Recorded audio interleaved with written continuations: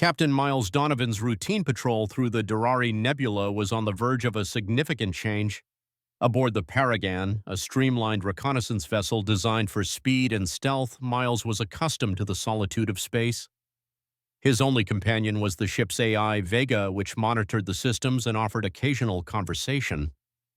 As they navigated the thick asteroid belt marking the nebula's outer limits, a sharp, persistent beep echoed through the cockpit. Vega's voice followed, calm yet urgent. "Distress signal detected. Coordinates locked. Source uncharted planet in Sector 7G." Miles frowned, studying the holographic star map shimmering before him. Sector 7G was infamous for its volatile wormholes and barely documented celestial bodies. He hesitated briefly, weighing duty against danger. Curiosity, as it often did, won out. "Set course, Vega. Let's see who needs our help." The Paragon descended toward the planet, its shields adjusting to the atmospheric anomalies. The storm engulfing the planet was intense, with electrical discharges dancing like specters across the ship's hull. Miles maneuvered with practiced ease, but even he couldn't ignore a surge of adrenaline as lightning flashed past the cockpit window, illuminating the chaos outside. Vega's voice cut through the tension. "Impact imminent. Brace for..." Before Vega could finish, a blinding light filled the cockpit, and the ship shuddered violently. Through the haze, Miles spotted a spacecraft engulfed in flames, spiraling downward.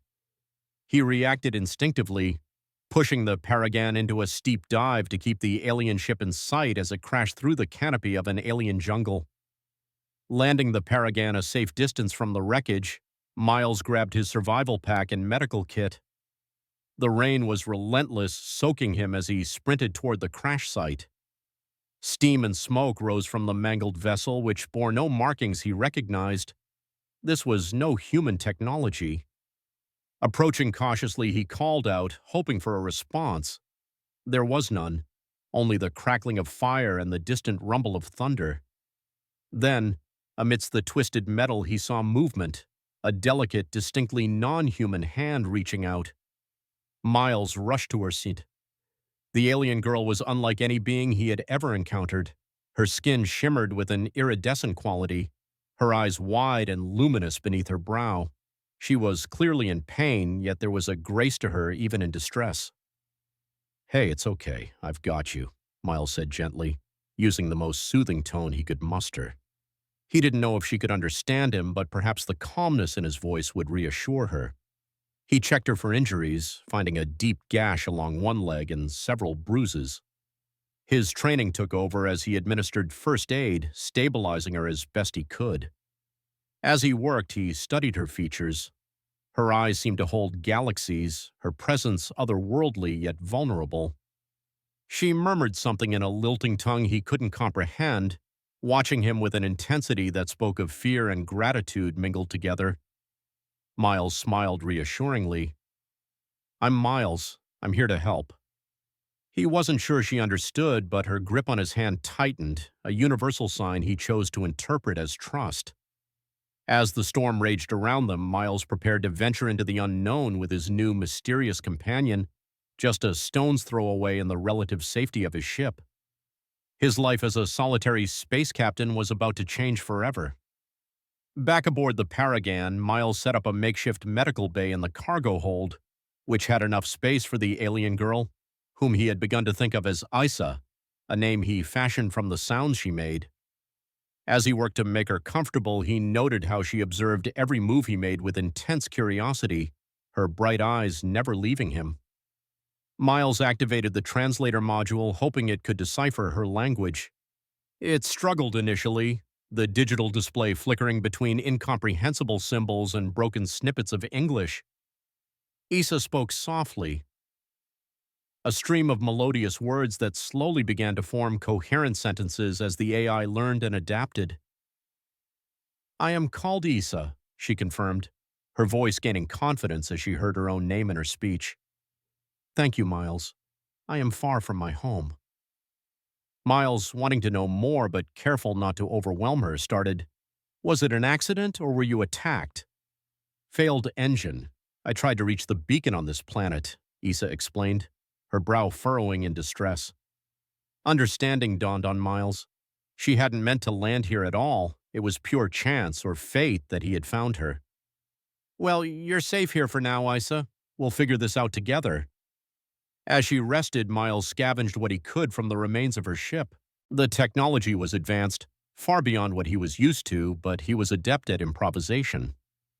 Meanwhile, Isa watched and occasionally offered guidance, her voice gaining strength as she recovered from her ordeal. The days passed with them working side by side, communicating through a blend of the translator's output and a patchwork of gestures and expressions.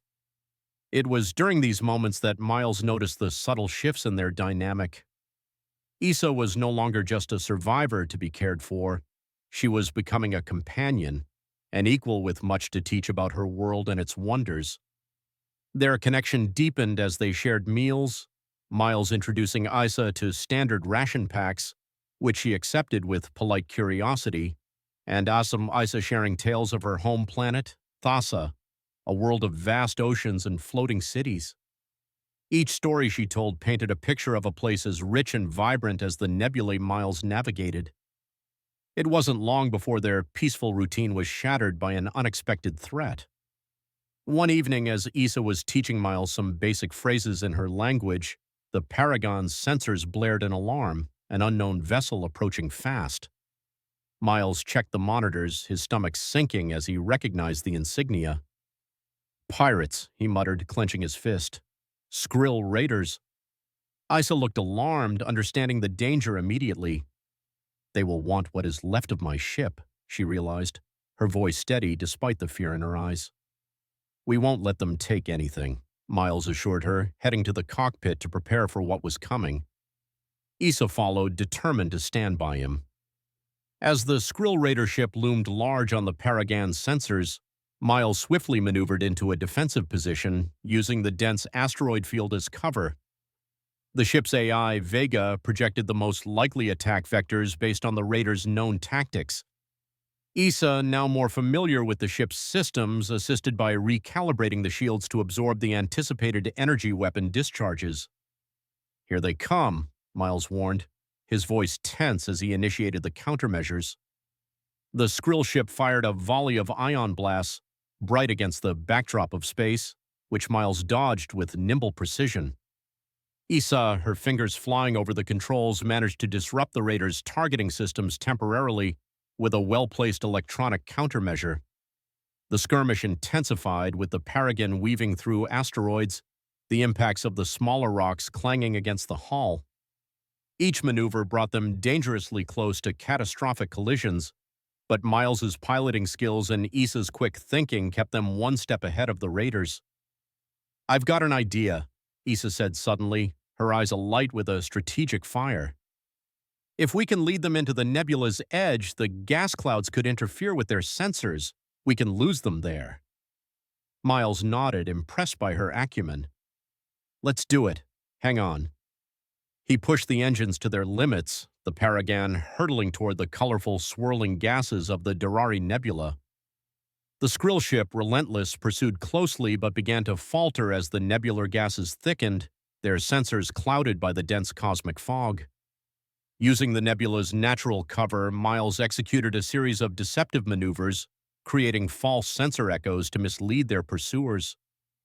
Isa monitored the effects on the Raider systems, guiding Miles's actions with precision. Finally, as they cleared the nebula, the sensors showed the Raiders breaking off, confused and disoriented by the chase. Miles let out a breath he hadn't realized he was holding, and Isa slumped slightly in her seat, relief washing over her face. We make a good team, Isa, Miles said with a grateful smile, glancing at her. She returned the smile, her eyes sparkling with a mix of excitement and camaraderie. Yes, we do, Miles. Thank you. With the immediate threat gone, they set a course back to the jungle planet to retrieve any remaining parts from Isa's ship that could be useful for further enhancing the Paragon. As they worked together, salvaging what they could, the bond between them deepened. They were no longer just survivor and rescuer. They were partners, each learning from the other, growing in respect and trust. That night, as they shared another meal aboard the Paragon, the conversation turned to their next steps. Issa expressed a desire to attempt a journey back to Thassa, her home planet, now that her ship was irreparable. I can help you get there, Miles offered without hesitation. It's the least I can do. Issa looked at him, her gaze intense and sincere. I would like that very much, Miles, but I also want to help you, as you have helped me. Perhaps there are places your ship cannot go where mine could have taken us. Miles considered her words, realizing that their journey together could extend beyond mere necessity. There's a lot of universe out there, he mused aloud. Maybe it's time I saw more of it.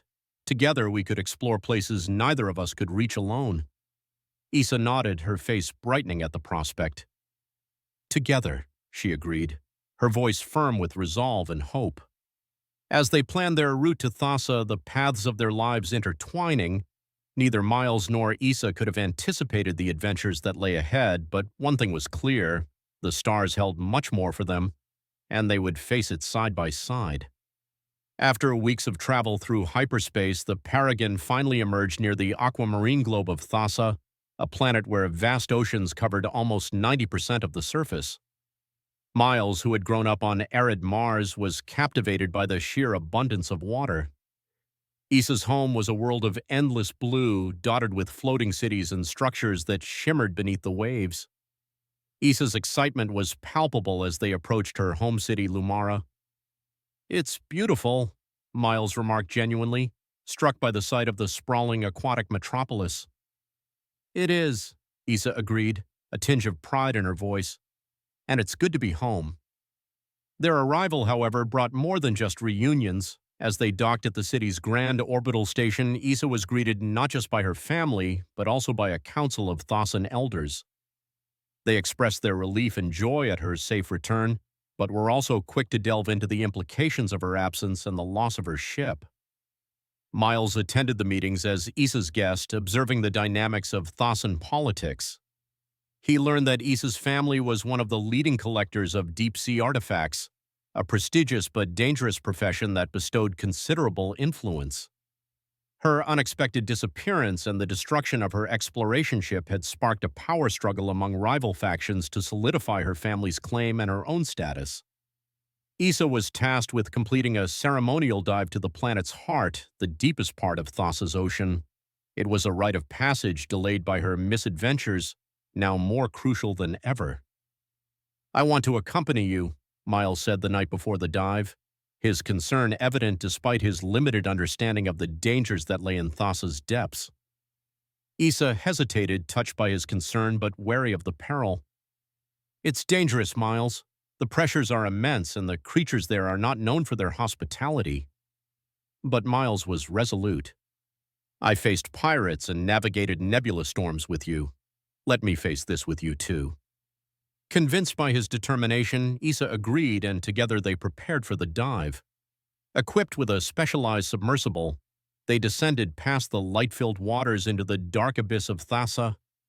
The deeper they went, the more alien the surroundings became.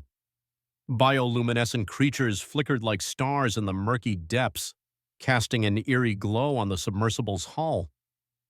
The journey was tense, with the pressure gauges steadily ticking in a grim countdown. Their destination was a cavern known as the Heart Chamber, a place few had visited and returned from. Legend had it that the chamber held artifacts of the ancients, Thassa's first settlers, whose technology was highly advanced and revered. As they reached the chamber, they were struck by the sight of the ancient relics, illuminated by their crafts lights. But their wonder was soon disrupted by a massive creature, awakened by the intrusion into its domain. The beast, resembling a colossal squid with shimmering tentacles, attacked their submersible, its strength formidable. Working together, Issa navigated while Miles managed the craft's defenses. They employed sonic pulses, non-lethal but effective, to disorient the creature long enough to escape its grasp. With the artifact secured, they ascended back to the surface, their mission a success. The Council, upon their return, was impressed by Issa's bravery and Miles's support, solidifying her family's influence and her place among her people. Having solidified her claim and secured her family's legacy with the successful retrieval of the ancients' artifacts, Issa's status among her people was elevated. However, the ceremony to officially recognize her achievements and her return was still pending. It was a time-honored tradition on Thassa, one that involved not just a celebration of success but also a public acknowledgement of the trials overcome and the bonds formed during such quests. The ceremony, known as the Rite of the Depths, was to be held in the Lumara City Amphitheater, an impressive structure built beneath the surface of the ocean, its transparent dome providing a panoramic view of the aquatic world outside.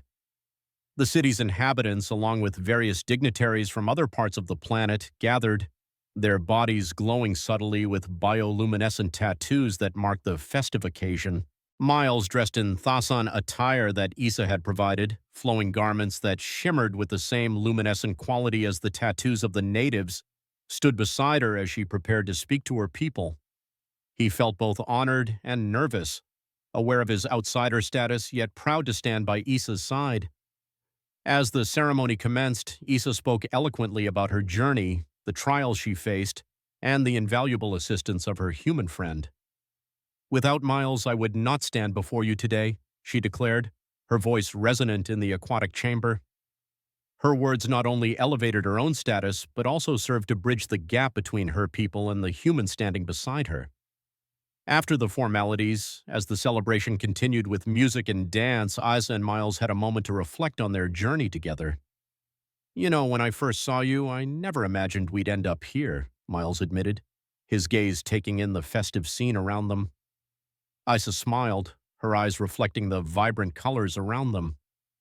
"Neither did I, but I am grateful for every moment that led us here." Their conversation was interrupted by an urgent message from one of Issa's aides. The Skrill Raiders, it seemed, were not content to let their previous defeat go unavenged. They had regrouped and were now approaching Thassa, likely seeking to capture Issa or perhaps even to plunder the planet's resources. The news cast a shadow over the festivities. Issa's expression hardened with resolve. "We must defend Thassa," she stated firmly. "My people, our home is under threat." Miles nodded, his own determination mirroring hers. "I'll stand with you, Isa. We'll defend your home together."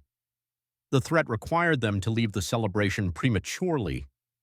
Together they coordinated with Thassa's defense forces, planning a strategy to repel the raiders. Miles's experience with space combat and Issa's knowledge of her planet's tactical advantages were instrumental in forming a robust defense. As the Skrill fleet approached, the battle commenced. Thassan defense ships, sleek and designed for underwater agility, emerged from the oceans into space, their weapons charged. The Paragon, too, was ready, its systems enhanced with Thassan technology from the artifacts Issa had recovered. The battle was fierce, with Issa and Miles working in perfect sync. The Skrill were formidable, but the defenders of Thassa were driven by the need to protect their home. Through ingenious tactics and relentless fighting, the raiders were eventually repelled, their ships retreating in disarray. After the Skrill raiders had been driven back and Thassa secured, a sense of calm settled over the planet. Issa's reputation as a capable leader was solidified, and her people viewed Miles with a newfound respect. The celebration of the Rite of the Depths resumed, this time with an even greater fervor, as it also celebrated their victory and resilience.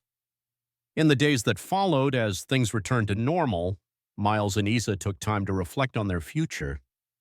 Thassa was Issa's home, a place she loved deeply, but the galaxy was vast, and there were many adventures to be had for Miles. His life had always been among the stars, wandering from one corner of the galaxy to another, and he found himself at a crossroads. Sitting together in one of Thassa's floating gardens, watching exotic fish glide beneath the transparent walkways, they discussed their options. "I could stay," Miles proposed, half in jest, half serious. "There's a lot I could learn here, and not just about swimming." Issa laughed, her gaze affectionate. "And I could come with you. There's much of the galaxy I've yet to see. My duties here are important, but perhaps it's time I explored beyond Thassa." The decision wasn't easy. Issa's responsibilities to her people weighed on her, just as Miles's nature urged him to roam. But as they talked, it became clear that their desire to stay together was stronger than any pull to a specific place. They decided to spend part of the year on Thassa, with the remainder exploring the galaxy. Their first journey as a committed couple was to the Library of Selor, a massive space station that housed knowledge from across the universe. Issa was eager to learn more about other cultures and technologies, while Miles looked forward to showing her the places he had only mentioned in stories. At the Library of Selor, they delved into ancient texts and modern holograms, learning about lost civilizations and emerging sciences.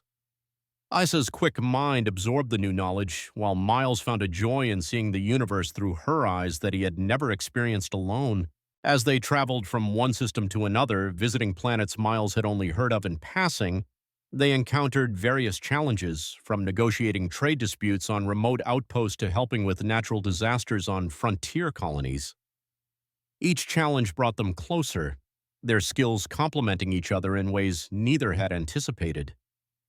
On a small, icy planet on the edge of the galactic rim, they helped a mining colony establish a sustainable habitat, using Issa's knowledge of ecosystems and Miles's experience with off-world construction. The gratitude of the colony was profound, and the couple left knowing they had made a tangible difference. Their travels weren't without peril, however. When a rogue comet threatened a populated research station, Miles and Issa worked tirelessly with the station's crew to divert the disaster.